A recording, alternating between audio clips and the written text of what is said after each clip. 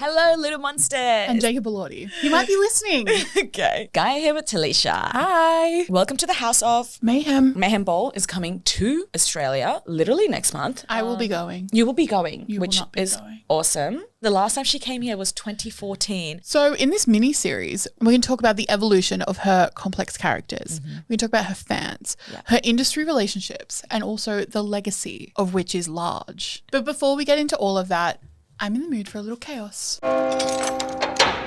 Love game. Let's play a love game.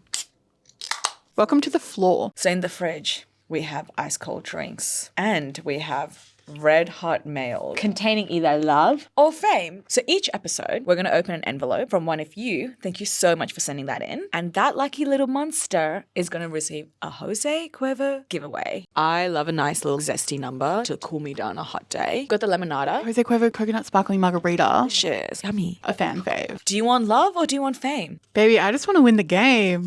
What do we have? Fame. So fame is essentially dare. Okay. So whatever it says on that, you have to do it. I have to call a friend and tell them that Gaga wants to stay in their room. The Sydney share house experience is incredible. What do you mean? I'm going to call my friend Sean. Hello. Sean, I'm interviewing someone for Junkee. Oh my God, who is it? It's Lady Gaga.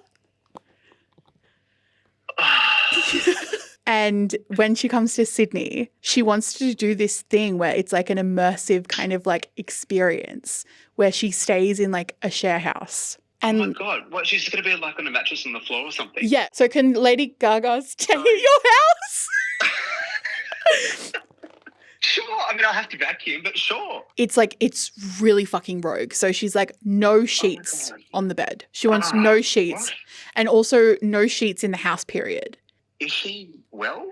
She says that she begins and ends each day with a forehead kiss.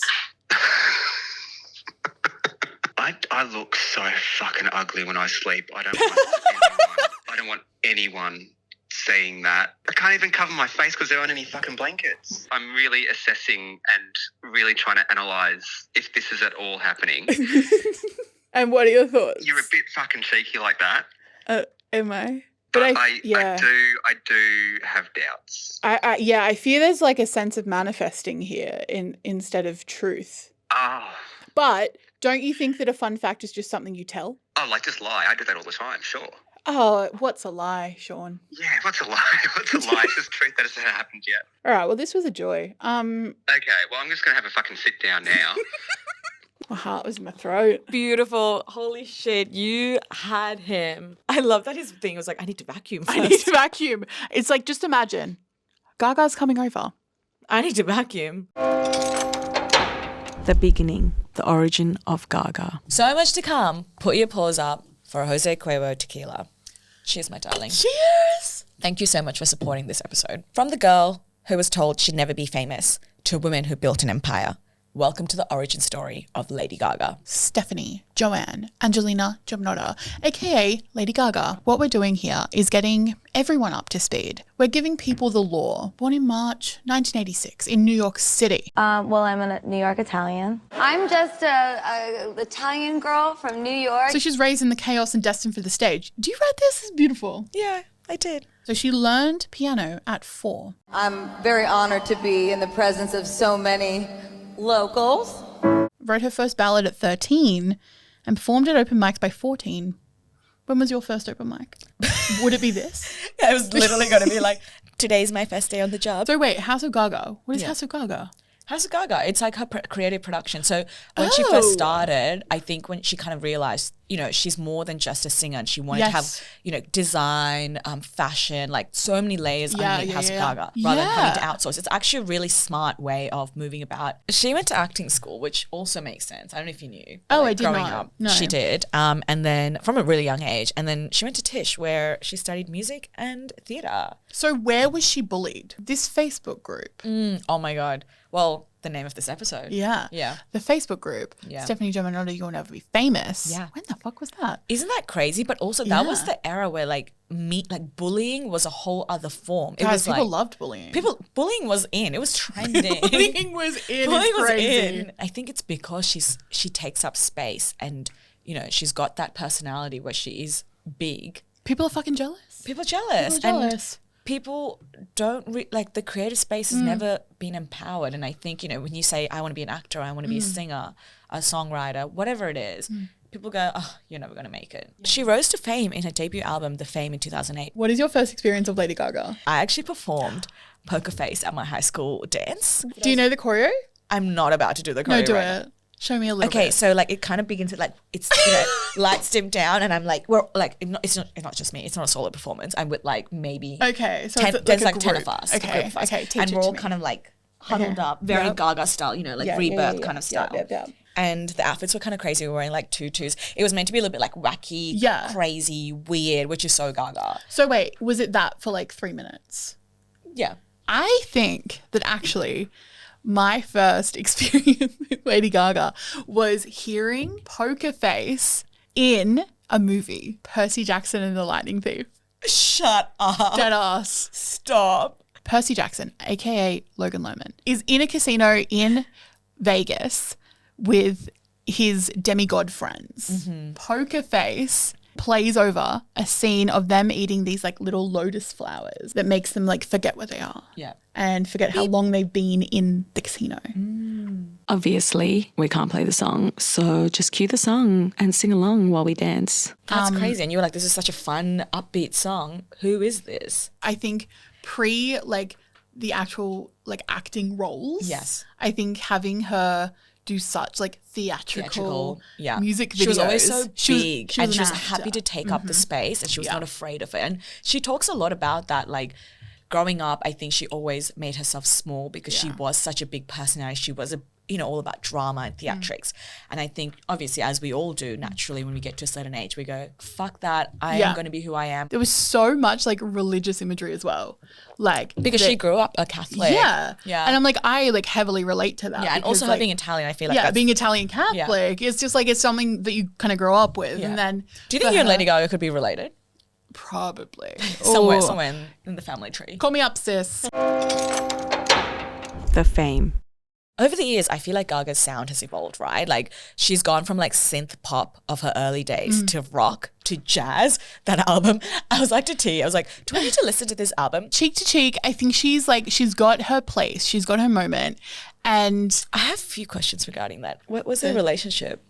Best friends. They were best friends, Like Gaya. us. Tony Bennett, like she also had like homages to him in Harlequin. Yeah. So which is really sweet. Tony Bennett was like very, very important to Gaga. Yeah, apparently. I didn't know this. I think that Gaga, like something about her is like she very much like respects She's an her old elders. soul as well. Yes, and she like respects her elders, respects people that came before her, and she doesn't do anything without like fucking researching it. So there was The Fame and then The Fame Monster. Yeah. Famously. Which were back to back. So 2008 was The Fame and then The Fame Monsters 2009. I think it's a follow through, right?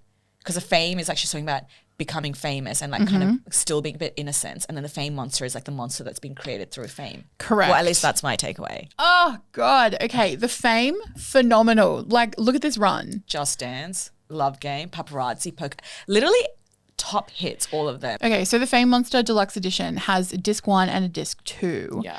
I don't know when the fucking last time I like bought a CD. Oh my God. As like my main source of like, this is how I'm going to listen to the album. But like I bought it as like a, fun thing, and like I bought vinyl, but like that's not the way that I'm like listening to music for the first time. But do you remember that excitement when your parents let you buy a CD? Yes. And often it's like the So Fresh hits for the summer. And it's like so precious that you like listen to every single song and then like you repeat. And sometimes you have to flip the CD. Well, you don't flip the CD. There's two parts of the CD. Yeah, Do you flip the CD? there's two discs. The two discs. That's your era. The flipping CD. Flipping a tape. And disc 2 is The Fame. But disc 1 on The Fame Monster, Yes. you've got Alejandro. You've got Bad Romance. Born This Way, I feel like really cemented her pop icon status. For sure. I feel like there was a lot of message around like empowerment and acceptance, which has always been her, but I think this album truly ascended. She was kind of like in her anthem era. Making declarations left, right, and center, you know? Yeah, exactly. Yeah. Ahead of her time. In another life, I had a different podcast. I had someone before Gaya, and my co-hosts were people who were massive like advocates of art pop. Yeah. My Artpop could mean anything. They'd come off the back of like this kind of weird hectic time where I was listening to like Skrillex and like weird. Anyway. Don't worry. I think we've all been through that journey. I didn't have any like queer friends. Oh. So then kind of moving here, Yes. like, you know, and discovering Wait, where did you move from? regional like fucking. Hold on. Is this how I'm finding you, country girl? I'm not country, but I like Your country. girl. Not a lot of like out and proud queer people. Yeah. So I didn't really have like people who were listening to Lady Gaga around me, right? So all my friends now, they all kind of grew up knowing who they were. Yeah. And I think that art pop specifically was for people who really knew who they were. That's Yes. at least how I saw it at the time. I think you're right. And I think it was also the like anthem for people to express themselves freely and not feel Yeah. afraid of being who you are. Yeah. And I think also the, you know, the time that had come out as well, it was still a scary time. 2013. 2013 was scary to be not a straight person. Yeah, and You it was know? like, I don't know, it was a real spooky time and like I just felt like intimidated. So like just for like whatever fucking reason, like I'm a shit stirrer and I would just be like, oh, I don't get it. I hate it, whatever. Yeah. And just say things. Yeah. And so public knowledge is that I hate art pop. I'm not a hater, but I would like to publicly apologize to anyone that I've ever said that I don't like art pop because maybe it was just I didn't get it and I wasn't in the headspace to understand it yet because I think it was ahead of its time. Wow, And that's actually beautifully said. Thank you, babe. I And love a it's queen amazing. who can have an accountability. And that's so interesting because I feel the same way about Joanne. Apparently it came out in 2016. You know, like, who's Joanne? What is she doing? And where is she now? Do you know anything about Joanne? No. and Okay, fuck. You're Let me gonna tell me. Let me tell you about Joanne. Okay, Joanne was like a tribute to her auntie, and you know she kind of like embodied this like character, right? If you remember the cover, like she had the peak hat, Yeah. and it was like more like country-ish vibes, yeah. and people fucking hated it. Oh, why? People fucking hated Is it. it because of the American country to it? Well, it was actually more because it was so different to anything she's ever else. done. Yeah. And people were like, what are you doing? Because she was getting around like the like promo for it was like she was going to like dive bars and stuff, Yeah. which actually is like how she started. Yeah. Oh my God, yes. But people were like saying she was like cosplaying this like weird character that they'd never met before. But really, it's always been true to who she is. Yeah. She actually, up until then, has been cosplaying a character, which is a crazy thing. Yes, exactly. She was like kind of had been, this was the most stripped back she'd literally ever been. Yeah. And people were like seeing her face for the first time, which is like kind of crazy. Yeah. Think about now how many like massive pop artists have gone to like a stripped back Yes. country aesthetic. Yes. But yeah, I just think like underrated album in her agree. discography. I agree now, knowing enough. knowing enough. I Now that agree. you have a bit of backstory. Bit of backstory. It is also interesting. Do you not find a lot of artists go through their like true American experience of an artist? Yes. Miley's done it. True. Who else? Lana Del Rey. Lana Del Rey. Lana Del Rey. Lana Del Rey. Miley's actually a really good example because she did so she had a very like rock and like pop career. She really wanted to break free from that Yeah. way of being perceived to like someone who she's like, this is who I am. I'm a fully grown adult and I can do whatever the fuck I want. And I feel like Lady Gaga does the same thing Chromatica where it's like her whole like rebirth. Yes. She also had like a lot more like collaborators and features and stuff on that album. Yeah. We should in fact talk about Chromatica. Yes, but there is A Star Is Born before Chromatica. And I think obviously that comes from as a movie. Performance art. Do you think she's a talented actress? Okay.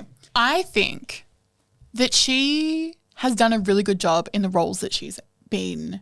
Okay, you that think she's been taken. casted well? Yes. Yes. Yes. I think that is a big difference when... Yes. Yes. I think she's been cast really fucking well. I Yeah. think she's done really good jobs in those roles. Yeah. Specifically, I don't know if, like, for instance, I don't know if House of Gucci was amazing. I haven't seen it. And I don't know if, like, A Star Is Born is, like, the best thing I've ever seen. I haven't seen it. But I thought she was great. I thought she bodied it. I thought she became the role. And that is something that I think that she would do in whatever role. Like she becomes She gets a into character, and I think Yes, that's one thing exactly. you know when you cast her that she will do an amazing job studying. And I think that's honestly, it's all about working hard. It doesn't matter whether you have talent or not; it's about working hard, as you can. But tell. also, she's got talent.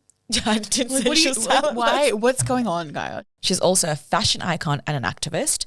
From the infamous meat dress, which we all fucking know. People talk about the meat dress, right? But within my circles, there are such iconic looks and that are attached to iconic performances, right? So the VMAs with the bleeding fucking heart. Oh my God. I actually watched it yesterday, like rewatched it, and I was like, holy shit, I forgot how amazing that was for that time. Thinking about like how she's used fashion to just like embody such a powerful messages and like make moments like throughout history, right? Do you remember the egg? When was the egg? She arrived at the Grammys. 5 people were carrying her, and it was like egg shaped. Yes. And it was for her performance that she was performing. And she played a character that was essentially being rebirthed, right? Oh my God. And let me tell you a little bit about it. Please. So when she performs, so essentially on arrival, the red carpet, she's in an egg the whole time. She never comes out of the egg. She's committed to the bit. She really said, I'm going to show you what rebirth is going to look like. Oh my God. And then when she's about to perform, she emerges from the egg onto the stage to perform the song. Inside, she had an oxygen mask, a fan. Of course, it'd be so hot. Also the oxygen mask, of course. Amazing. I'm like, do you need to breathe? And she was also, this is the funny part, she was also able to communicate via a BlackBerry. So chic to have a BlackBerry to communicate. That's 2011. crazy. Yeah. Wait, that's... The empire of Lady Gaga. Pop star. Yes. She's a fashion diva. Icon. She's a business mogul. Who said? Well, let me tell you. Okay. I need to tell you all of the things that I know about Lady Gaga and her businesses. So Business. House Labs is a beauty brand. Clean, inclusive and bold is like how they describe themselves, right? Yeah. Okay. I definitely and you copy and pasted for sure. So Joanne Trattoria, yes. Okay, so this is her family's restaurant in New York, named after her late aunt Joanne. Of course, which you and gave me the full lore around. and the middle name, of course. Yeah. Ate My Heart Inc., her production and management company, Chromatica Records, creative label and brand identity. Beautiful. Born This Way Foundation, co-founded with her mother, promoting kindness, mental health awareness, and youth empowerment. Beautiful. Gorgina. She's created a beautiful ecosystem. And Really beautiful. One that promotes, artists, activists, entrepreneurs, bringing everyone together. And often we've seen a lot of young, talented artists come up and really struggle in the mental health space and really struggle to cope with fame and what comes with fame. Her being able to like tap into all these different things has probably helped her ground and still stay true to herself. I reckon. The industry and like the way we consume media is so different and has rapidly changed over this like kind of 2 decades. Yeah. And she didn't just get famous. No. She changed what fame meant. That gives me goosies. Yeah. That gives me goosebumps. Yeah. We want to give a big shout out to Jose Cuervo Tequila for the good times and supporting us. Exactly. See you in the next one. Bye, kitty purr.